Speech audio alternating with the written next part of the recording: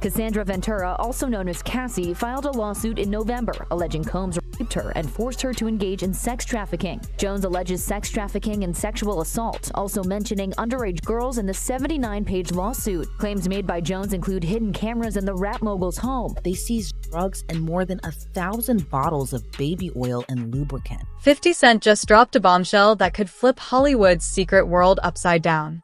What he revealed isn't just random gossip. It's the kind of behind-the-scenes truth that makes you question who's really running the game and what's been happening in the shadows this whole time. Fans are already losing it, insiders are getting real quiet, and the internet is connecting dots fast because if even half of this is true, some powerful people are about to panic. Don't trust nobody. In Hollywood, specifically, when you get there, a lot of people don't know how to say no. That's the difference between New York City and California. He's saying this isn't just talk anymore. Arrest warrants could be coming, and the names involved are allegedly some of the biggest, most untouchable figures in the entire industry. According to 50, this whole situation circles back to one of hip-hop's most powerful and connected men, Diddy. And that's what makes this feel bigger than a regular celebrity beef. Because if what he's hinting at is real, it could expose the kind of dark, protected secrets that keep the elite in control behind closed doors. As Sean Diddy Combs sits behind bars awaiting trial on federal sex trafficking and racketeering charges, we take a deep dive into the growing list of high-profile celebrities charged with sexual misconduct. We start with Harvey Weinstein. In April, the New York Court of Appeals overturned Weinstein's 2020 and sexual assault conviction and ordered a new trial. A retrial is set for November. Weinstein maintains his innocence and that all sexual encounters were consensual. Harvey Weinstein, once a Hollywood powerhouse, was accused by some 80 women, including Ashley Judd, of sexual assault and prosecuted in New York and California. He was acquitted of a 2010 sexual battery allegation, but a mistrial was declared for two other accusers. In 2020, he was convicted of rape and sexual assault, though New York's highest court later overturned his 23-year sentence. This today is an act of institutional betrayal. His defense attorney, Arthur Aidala. So the Court of Appeals deserves a tremendous amount of credit for doing this, based on the law, not based on opinion polls. Weinstein's legal troubles were far from over. In 2022, he was convicted of rape and assault in Los Angeles and recently indicted on new charges in New York, where he remains behind bars. Weinstein maintains all sexual encounters were consensual. I believe I can fly. R&B singer R. Kelly was sentenced in federal court in New York and Chicago for sexually abusing underage girls and recording it. In New York, the I Believe I Can Fly singer was sentenced to 30 years on sex trafficking and racketeering charges, followed by a 20-year sentence for child pornography and enticement charges in Chicago.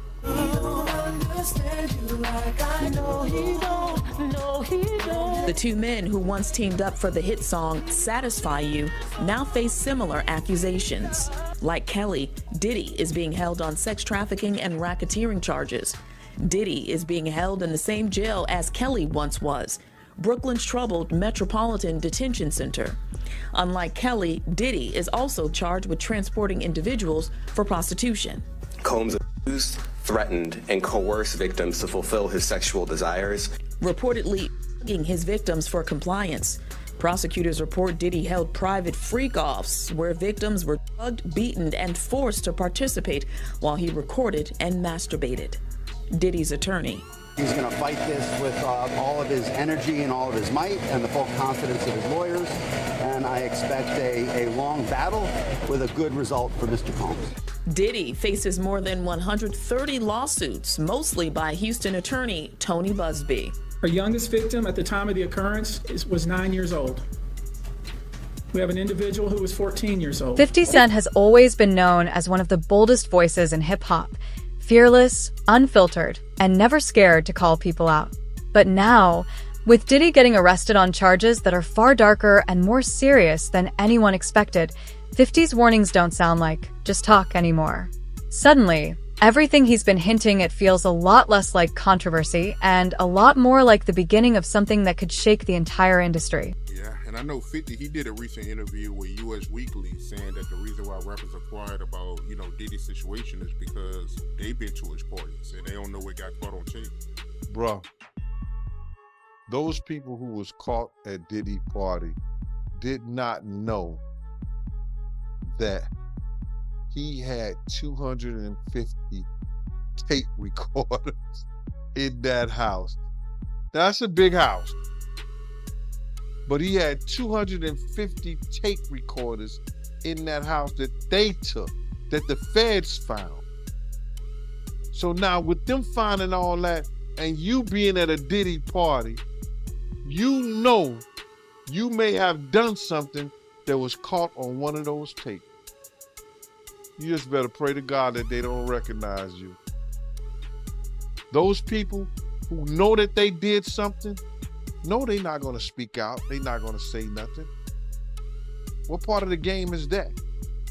They are not going to come forward and tell on themselves. Nah, not at all. Ice Cube, he said it himself, bro. He said that Diddy's been targeted because of what he said about those folks and those people. Now, the people who was on those tapes may feel like Diddy might be targeting them. Because if he's asked about who is this, who is that, and he's under oath with the federal government, he got to tell them. Just days ago, 50 Cent took things to a whole new level in an explosive interview, dropping a cryptic but chilling warning that instantly set the internet on fire. He didn't name every detail outright, but the message was loud and clear. This could be the beginning of the end for Hollywood's so-called untouchables. And with everything happening right now, people aren't laughing it off anymore. They're watching closely because it's starting to feel like something huge is unfolding behind the scenes. 50 Cent on the Enthusiast podcast earlier this month, defending why he's always been outspoken about longtime rival Sean Diddy Combs. Now, the rapper's doubling down on his feelings in a new interview with People. I'm not panicking. They are. Following Diddy's arrest for allegations of abuse, which he has vehemently denied, and stories of wild parties coming to light, 50 tells the outlet, "It seems like I'm doing some extremely outrageous things, but I haven't. It's really me just saying what I've been saying for 10 years. They don't want me to throw the parties no more, but we ain't gonna stop. We gonna keep on having fun, bringing people together from all walks of life." 50 adding, "I'm like, yo, it's just my perspective because I stayed away from that stuff the entire time because this is not my style." Back in the early 2000s, Sean Diddy Combs was sitting at the absolute top of the game. He wasn't just a music icon. He was a full-blown powerhouse, a household name with influence that reached far beyond hip-hop. And alongside the fame, there were always whispers about those infamous freak-off parties, events people claimed weren't just wild nights, but private rooms where power got traded, alliances got formed, and reputations could be controlled. The rumors say Diddy allegedly gained leverage in ways the public never saw, secrets locked so deep behind closed doors that they almost felt invisible to the outside world. At the center of the government's case against Diddy are his alleged freak-offs, which according to the indictment were elaborate and produced sex performances that Diddy arranged, directed, pleasured himself to, and often electronically recorded. According to the federal indictment against him, when the federal agents searched through his homes during the raids, they seized drugs and more than 1,000 bottles of baby oil and lubricant. In Cassie's suit, she alleged Diddy's assistant, who also set up the freak-offs, would stock the hotel suites with baby oil and Astroglide. And Diddy always supplied her and the sex workers with copious amount of drugs like ecstasy, cocaine, GB, and 50 Cent, born Curtis Jackson III, wasn't just watching all of this from the outside. He had a front row seat to that world, the people in it, and the kind of influence certain names carried behind closed doors. And in 2006, he stopped keeping it quiet. He publicly escalated the rivalry and went straight for the throat, accusing Diddy of knowing more than he ever admitted about the murder of their mutual friend, the notorious B.I.G. In his track, The Bomb, 50 rapped, "He knows more than he's letting on," and most people brushed it off as another savage diss line. But the ones who really knew 50 understood something different. That wasn't just rap beef, it sounded like a warning shot. That's why I don't be going to them puffy parties. They can hug you from the front and the back at the same time. What you talking about? Look, if you into that, I'm fine with it. To each his own. I'm just saying this ain't my on the pod. I like it. It's uncomfortable. I think I belong in the girls' bathroom. Like that is good.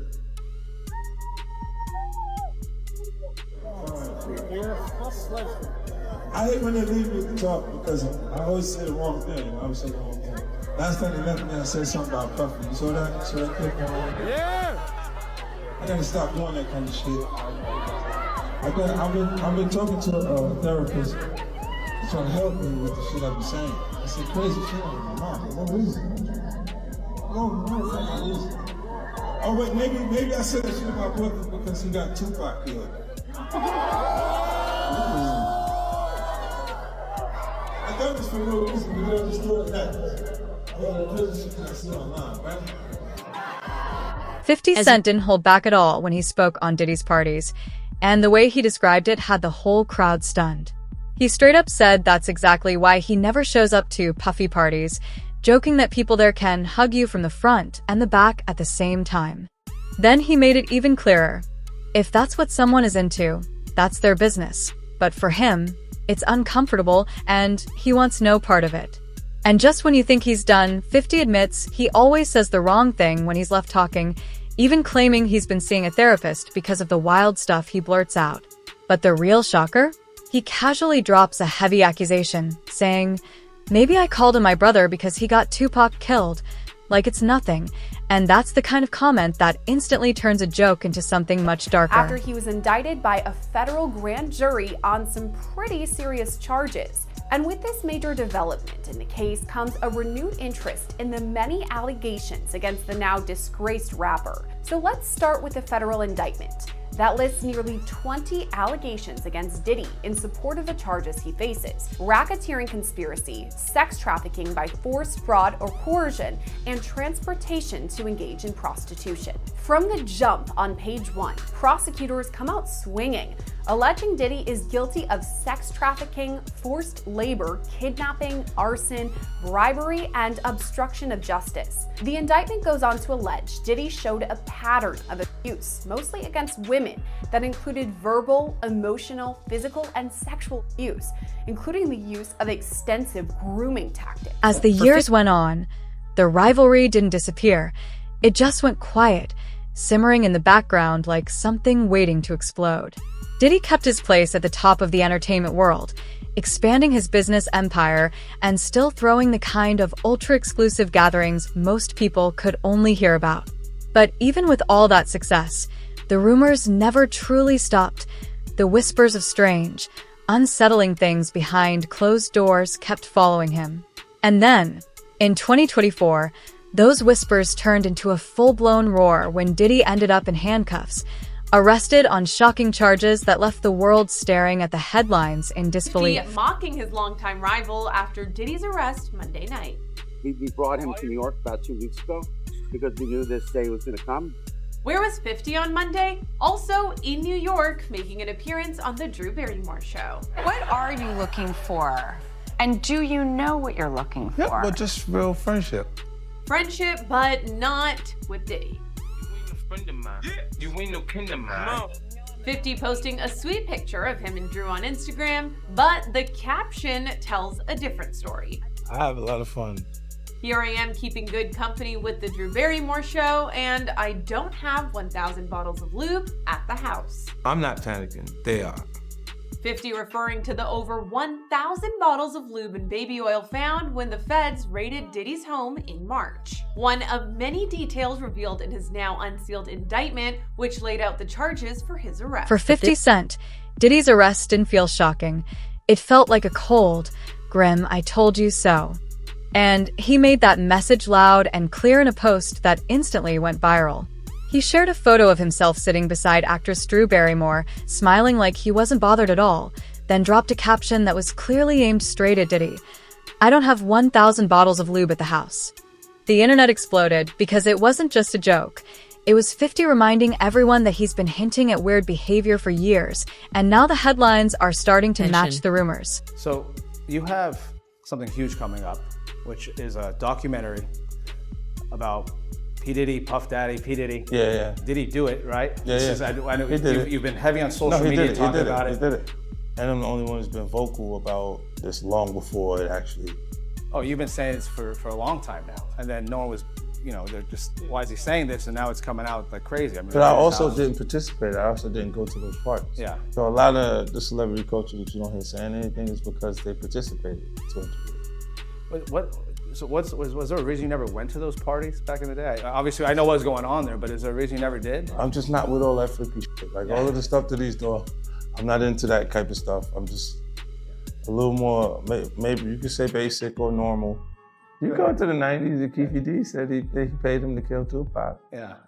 It's a little, like, you get the craziest accusations. You had TMZ create a docuseries that went to Tubi, but the series is saying the downfall of Diddy. But that post was only the beginning. 50's jab wasn't just petty shade at an old rival. It felt like a signal that something much bigger was unfolding. He wasn't simply clowning Diddy for attention. He was hinting at a hidden world that survives on silence, power, and secrecy. And in a candid interview with People, 50 made one thing crystal clear. None of this is new. He's been saying these things for years. The difference is back then people laughed it off, and now the world is finally listening. Just recently did an interview. And during this interview, he says that the reason why people are quiet about Diddy is because they've been to his parties and they don't know what's on tape. Facts. They say they got a video of a male sex worker being sexually assaulted by him, and they trying to identify him from the footage. Think about that. Are you saying of Diddy? Yeah. Sexually assaulting a male sex worker. They got it on camera. They trying to identify the male from the footage. Shit get crazy, man. I feel like 50 probably have a little bit more insight, because it's in the documentation that he had CCTV at the house for these parties. You feel me? They got that footage. Yeah, and 50, he made the documentary about Diddy. He's been going at Diddy for years, man. I mean, I don't even know what this started from. So they got a guy on video being sexually raped by Diddy, but they don't know who the guy is. Assaulted. Right. Okay. And I feel like by now they probably have identified him, but this was in a news publication. I mean, Diddy got a lot of money, bro. When he go to jail, he bringing $100 million in lawyers. He bringing 5, 6, 7 lawyers to the trial, dog. And he gonna investigate every witness. Is gonna have detectives following them, or not detectives, but private investigators following them. Every single piece of dirt. You know what I'm saying? Like if Cassie tries to testify, they're gonna dig up every piece of dirt on her. And all that's gonna come out in trial, man. I mean, he just got unlimited amount of money. What's even more telling is who hasn't been saying anything. Some of Diddy's most high-profile associates have stayed noticeably silent. Names like Jennifer Lopez, Leonardo DiCaprio, Justin Bieber, and even Naomi Campbell. And according to industry whispers, that silence isn't random, it's calculated.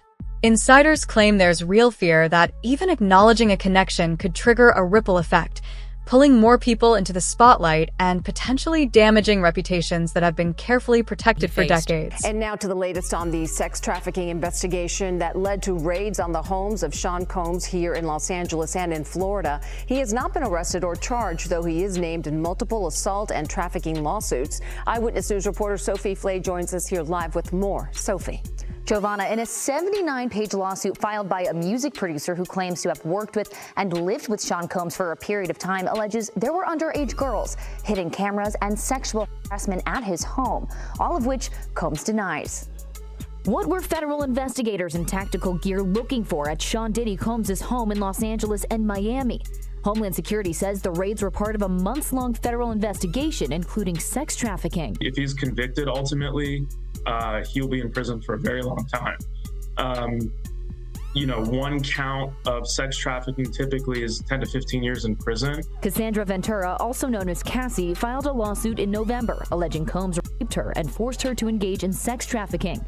The two parties settled the suit the day after she filed. The problem for Diddy is those allegations become public immediately, and they remain public. They're public record.